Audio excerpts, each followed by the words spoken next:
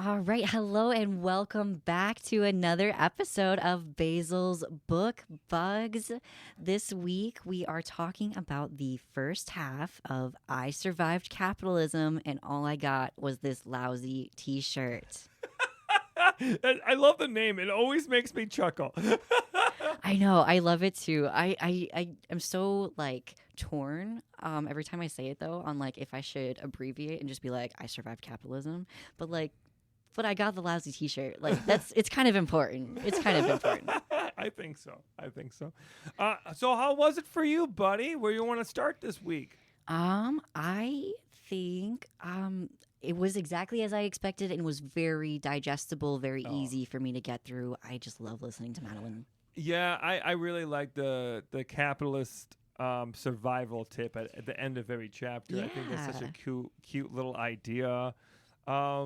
I mean, do we want to jump into it? Because I have thoughts. Yeah, give me your thoughts. Overall, I mean, I already know this. You and I know we've talked to Madeline in person before, and Madeline has been a fan of mine. I've been a fan of Madeline's for a while. So, we already knew we were going to like the book, right? Absolutely. But, boy, it's nice to get confirmation that their life lines up with you and me. Holy shit. Oh, my God. I cannot get over how relatable her story is. Yeah, it is especially our age group, it's wild. Yeah. And, growing up, I didn't grow up in the punk scene, right? But I grew up in the trailer parks, and I grew up in poverty, and I grew up around death, and I grew up around parents not always fulfilling their parently obligations, and I think it's fascinating the way that they interpret and the way that they kind of survived capitalism, right?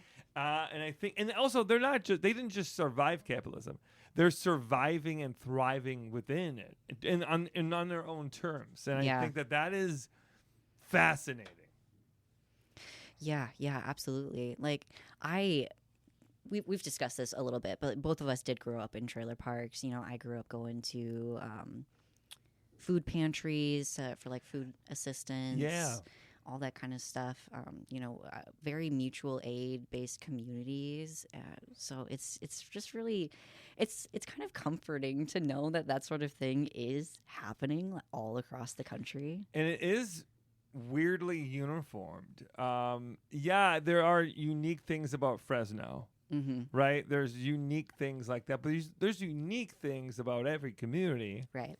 But the universal truth is that struggle, that I don't know, there's just so much. The way that she went in and she worked a job that she did not like, and she kind of fucking hated, and she tried so hard to be good at capitalism.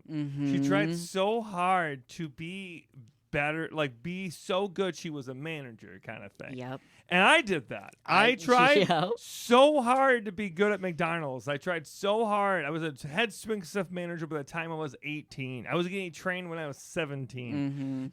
And for the longest time, there was a point of pride. You know what I mean? I did that. But in reality, I didn't really get paid a whole lot significantly more. Yep.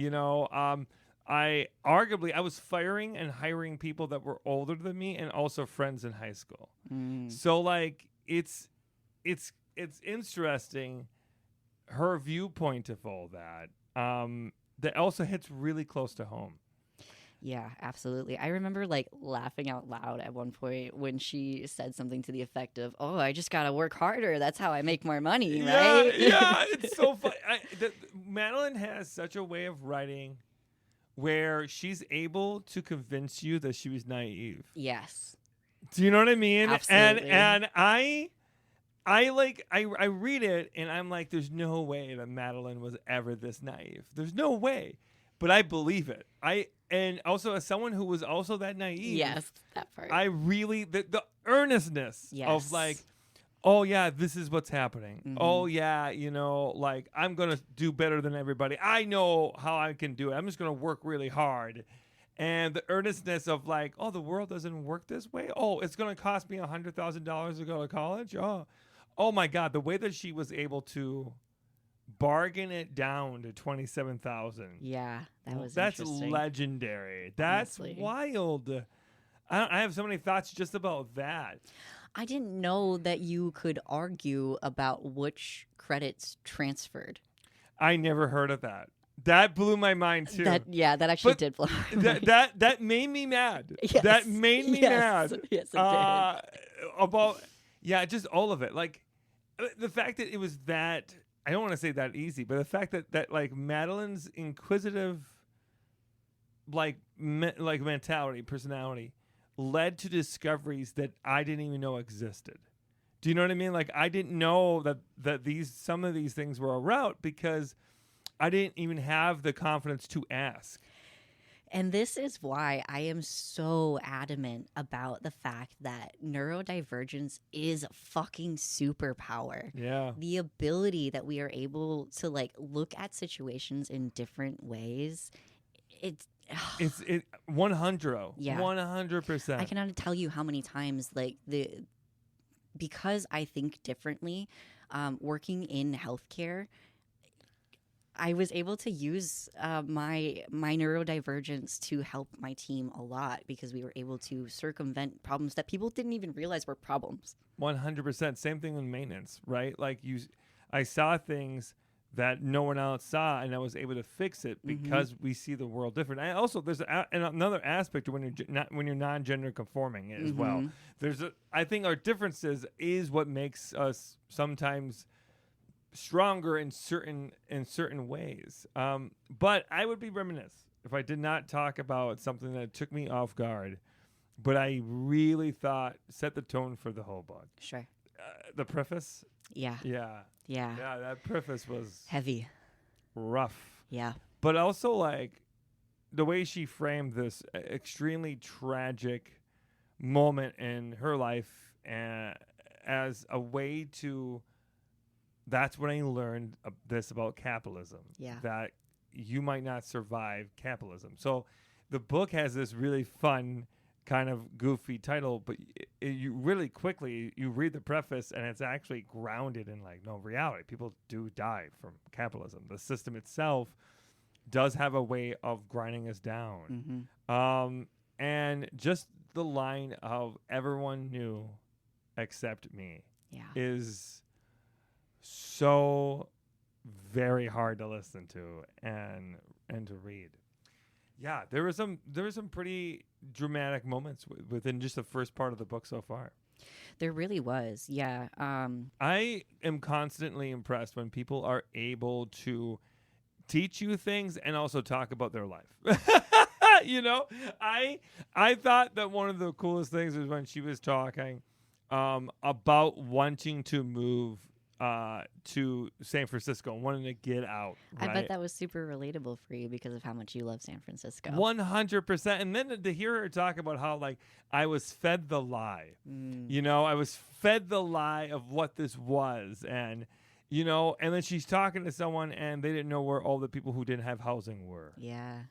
And how much they try to push houseless people and people who were not fitting the mold underneath the rug so they don't have to pay attention to the problem is absolutely wild. And to hear that in San Francisco especially is very dramatic, especially now that we know, you know, 15, 16 years later, how bad the San Francisco housing crisis has truly gotten. And you can't help but think that the neglect that Madeline was seeing in that time period really truly led to this very tragic time that we're living through in San Francisco. Yeah, absolutely.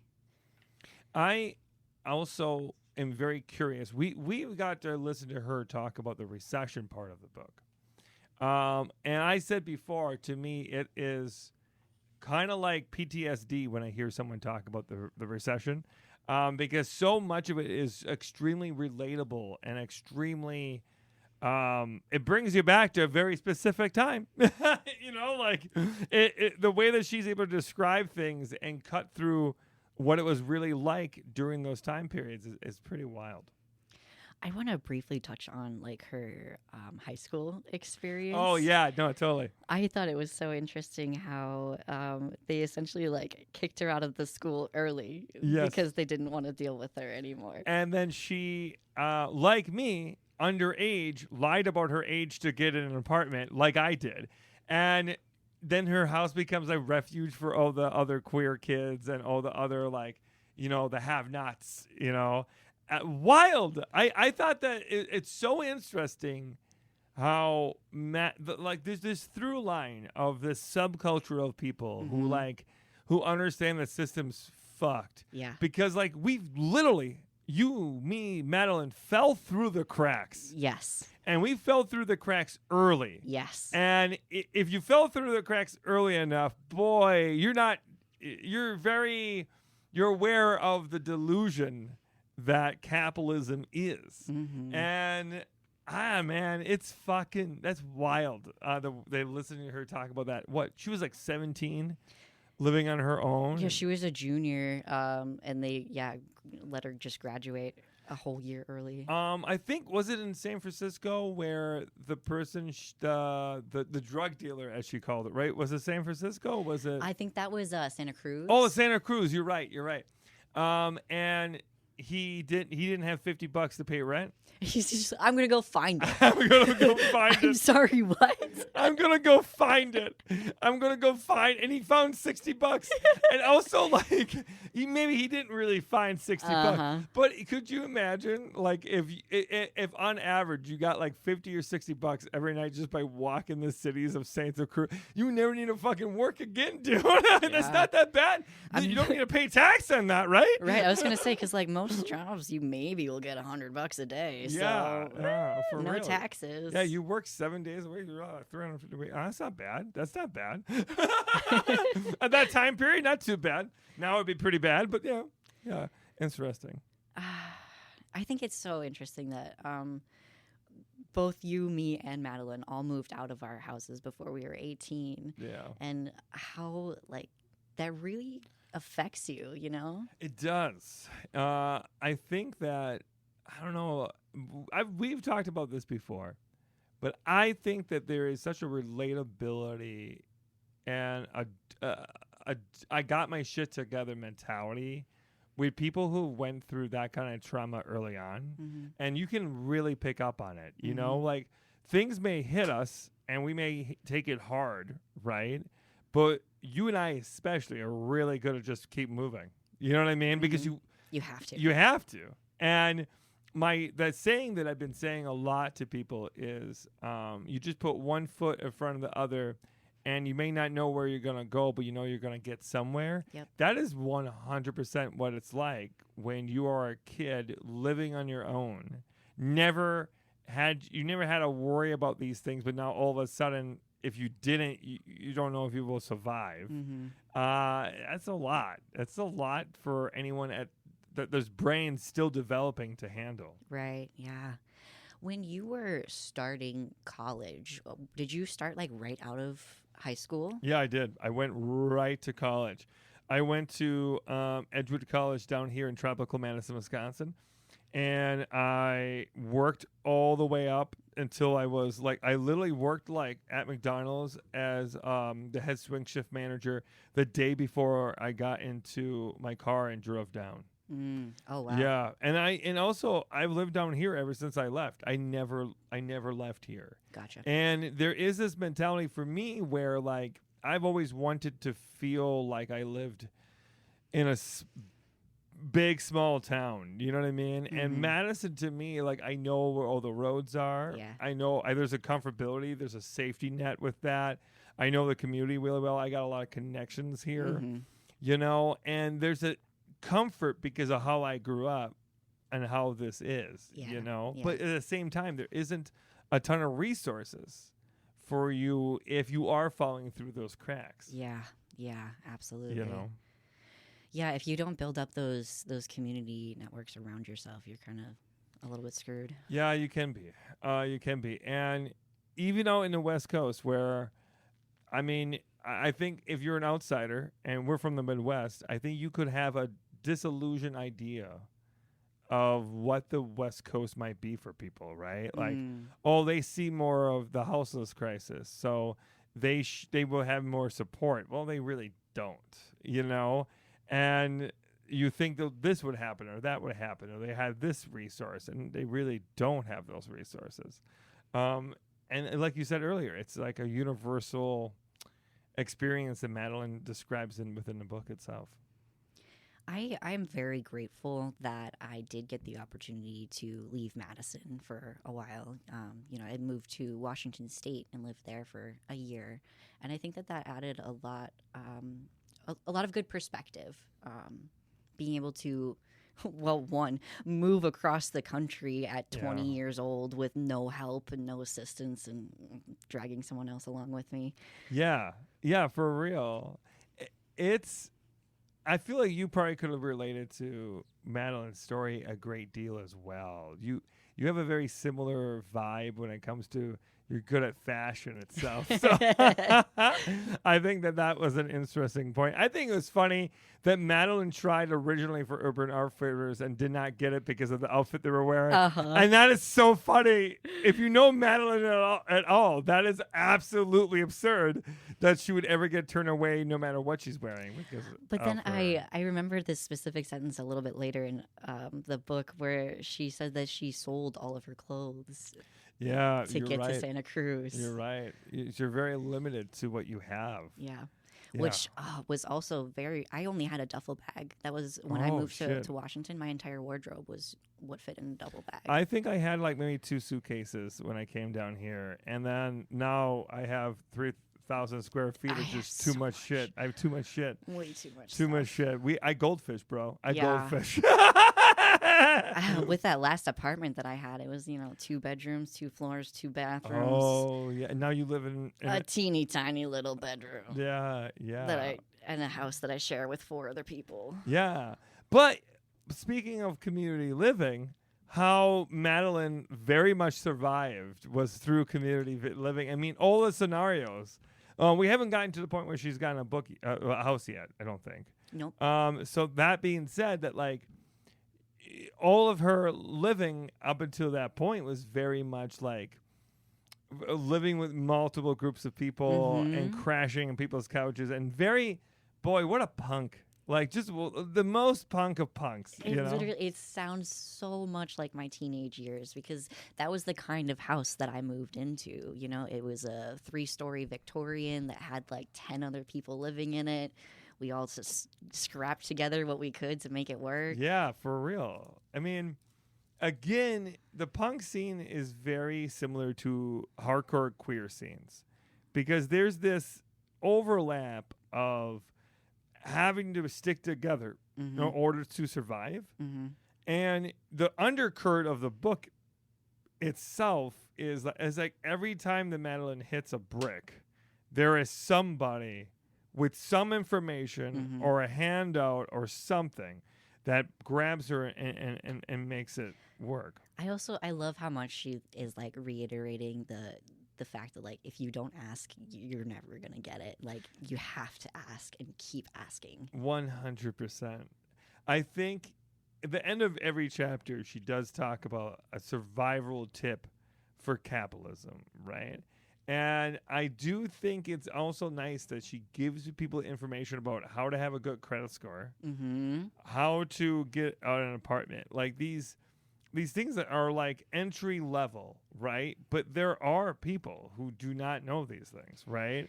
And if you are really trying to if you're at the point where you can only afford this book, this would very 100% be a very important thing for you to read to be able to have those skill sets. Yeah, absolutely. Because like I wasn't taught how to do anything with my finances. I had to figure that shit out.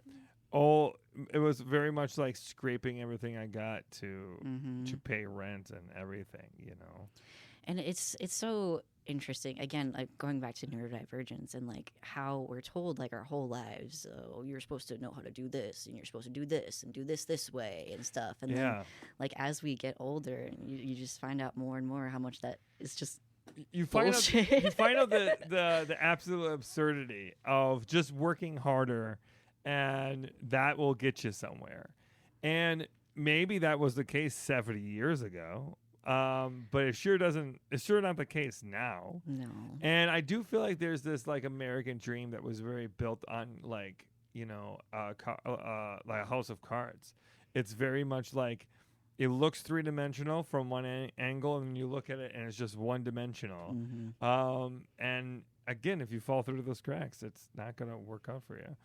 I do think it's interesting. She had multiple people in her life saying, "Stop working so fucking hard."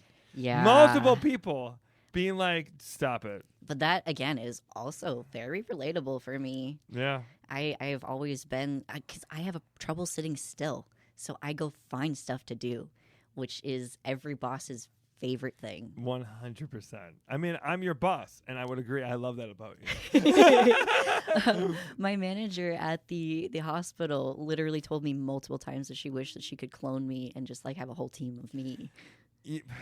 100%. I would agree. I would like that. I would also like another me. I would like to be clear. I would like another me, just because then I can complain about stuff together. You know what I mean? 3 of me, because then 2 of me can always bitch about the other one. That's funny. I think that for me too, like I grew up off a farm, and my first job was a ranch. My work ethic is like, if I'm not working, I'm not making money. And if I'm not making money, I'm worthless. That was always my mindset. I think this is why poverty is so hard, because poverty to me is shameful. Yes. Right? Like, yes. My parents instilled in me in this mindset that if you were poor, it's your own fucking fault. And you fucked up, and you got to pay the price. And that is such a toxic behavior. And honestly, trauma, like it wraps your brain around this idea that if you are not pinching the pennies in a right way, and if you're not doing exactly what society is telling you to do in order to get ahead with your finances, you're the problem, not the system that is dramatically flawed. Yeah. Yeah. I also got a lot of that kind of shame, not only just from society, but also from my parents. So, oh, good. Way to go. Yay, Mom and Dad, you're so good. I forgot to mention last week when we were talking about other books that we read over break, but I read another book over break that was like a lot. And I would recommend it for most people, probably. What was it? Adult Children of Emotionally Immature Parents. Oh, that's right. Yeah. I know about this. They don't know about this, but I do. I told you a lot about this book. Yeah, wild. Yeah. But also, I should read that book, too. Yeah. Yeah, you should. It sounds like a lot. All that being said, I feel like we're wrapping up this week's episode a little bit. So do we want to talk about next week's episode? Anything? I know we're going to get more into tunnel vision. I know we're going to get into her house. I know we're going to get into those successes and et cetera. But I do think this part, the early part of her life, is so wild and fundamental, similar to ours, that it's I don't know. Maybe you feel similar to me. Now that I would say we're successful, I would say that she's successful. It is very interesting, the mentality that brings, right? Because you and I, all 3 of us are counterculture in some way. And the notion of working hard and doing these things will get you somewhere, right? We all know is to be wrong. Meanwhile, all 3 of us are hard workers, and we got somewhere. So there is like a counterintuitive thing that does strike me sometimes. Like, you cannot read this book and think that she's lazy. There's no fucking way you could ever describe Madeline Pendleton as someone who was not, who didn't believe in herself and didn't outsmart people and didn't like become extremely educated. There's no way that you could ever read this book and have those mentalities. Meanwhile, I feel very similar about you, and I feel very similar about me. You put a fucking brick house in front of me, I'm going to find a way to get a hole through it and go right through, right? And I think that how to reconcile with that notion of, you don't need to break your back and destroy your life and put your entire life into capitalism in order to succeed. But I think from an outsider perspective, they may think otherwise about us, right? What is your take from that? I am very much these days, especially. I heard this phrase that I really like, and it's slow progress is powerful. And that's really, I think, what it boils down to is like just making small progresses every day is what's important. I think that's the thing. I think outsiders from Madeline, me, and you don't see that slow progress. Mm-hmm. And even in the moments of what is seen as a failure is progress. Yes. And I failed so many times. But my mentality of putting your foot in front of the other and you're going to get somewhere eventually is very true. And I think that's true universally. And I also think we've all learned how to relax. Yeah. And how to love life. Especially the last couple of months, I'm really starting to learn how to appreciate my life. And which has led to different problems.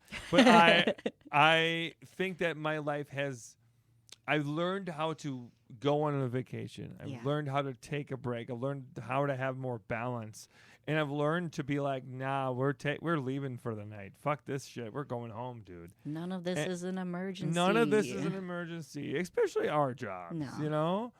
And I've seen you do that. And that's a huge part of that. Like, you know, just seeing people in my life, like, just living their life happily, but also working hard where they need to.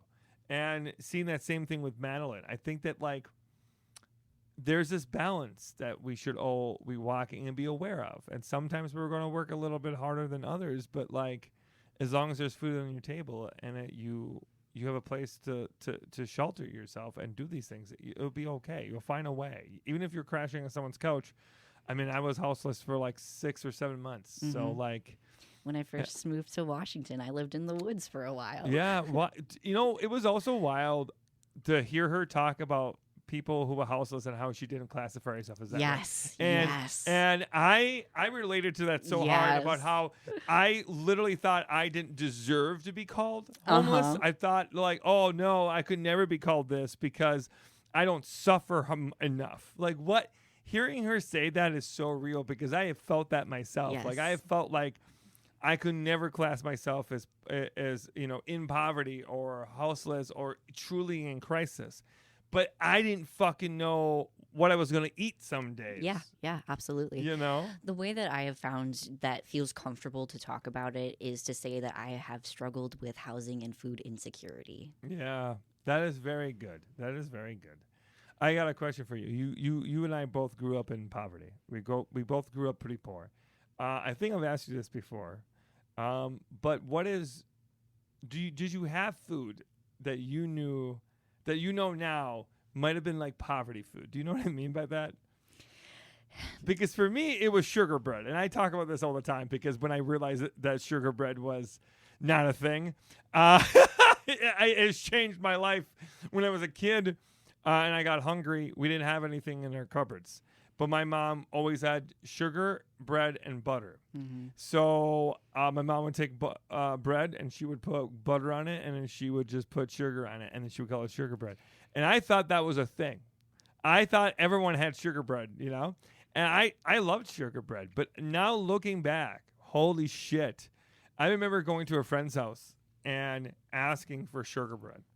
And the mom looking at me like horrified. Yeah. You know, and then made me bring home cans of soup. Oh, wow. And my mom was so pissed off. I bet. And refused to eat any of it. Because, again, there is this level of like, how dare you? Mm-hmm. How dare you? Mm-hmm. I refuse mutual aid because I don't need your fucking handout. You know what I mean? Yes, like, yeah. Wild. You don't know where shit's going to be, Susan.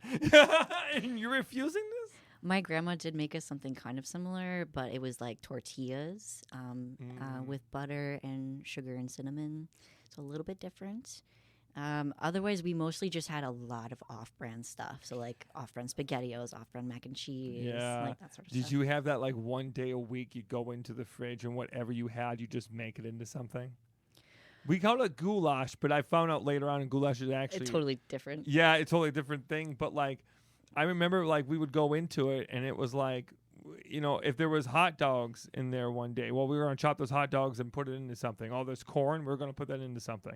We're going to take all the things we have as leftovers, and we're going to make that work because we need it to. Yeah. Hearing her talk about her friends who survived off of like $1.29 a day is gut wrenching. I didn't know people who did the McDonald's route.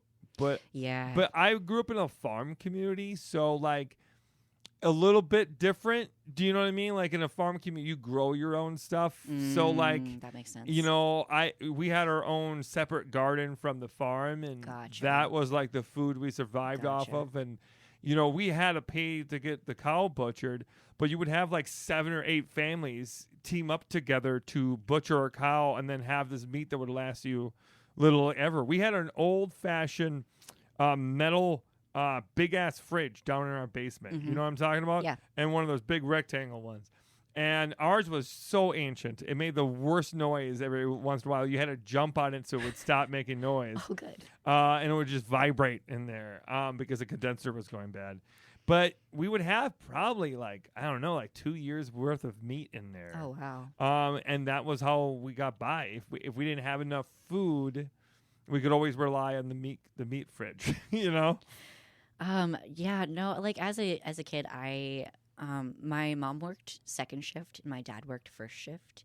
And whoa, did we talk about this before? Possibly. I used to go to my grandma's house in between when their work time overlapped. So my grandma would feed us when we were there, and my dad would pick us up and take us home. I don't really remember my dad doing a lot of cooking, so we were just kind of like, we had ramen, we had like mac and cheese, we had stuff like that. My dad worked first shift and my mom worked third shift, and my mom would come home at 7 o'clock in the morning. She would go to bed for 4 or 5 hours, wake up, turn on Little House on the Prairie, and then cook, and then clean the house, have dinner with us, and then go to bed immediately. My dad and I were always home alone at night. Gotcha. And he would always make sure that I got on the bus and everything when I was a kid. So like that gap, like parents literally doing those. I mean, it's wild to me that my parents had to pull yourself up by a bootstrap mentality while actively having to separate their lives entirely in order to support, me and the boys.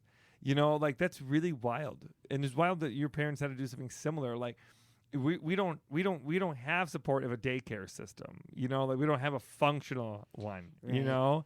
So, like, the notion that they had to find jobs specifically in this time slot in order to be able to have kids with each other and actually raise them and afford everything is just nuts. I don't think my parents could have done it without my grandma, because she, like, took care of and then homeschooled me and my brother until my junior year of high school. And that was, like, a very affordable rate because she was also running a home daycare at the time. It is wild to me. How could anyone be a single parent without any support system? Like it's so difficult. But on that note, do we want to wrap up? Yeah, I think this is probably good spots. We've still got half of a book to get through here. I think we dissected how much we don't like capitalism pretty good. I think so. I think we did a pretty good job. We got pretty personal here in this episode. Yeah, we did. But so did Madeline. Right. I mean, she started the story with a very intense, but I think meaningful story and reflection of her life. Mm-hmm. That it does seem like, I wonder if she would describe that as the turning point of all of it for her, you know, because that was about 10 years ago or so for her. So interesting. Okay, cool. All right, friends, let's go home, all get snug as a bug as a rug, and we can go finish our books. Next week, we will be talking about the second half of I Survived Capitalism, and all I got was this lousy t-shirt. I'm so excited to finish it. Bye, everybody. Bye-bye. Bye.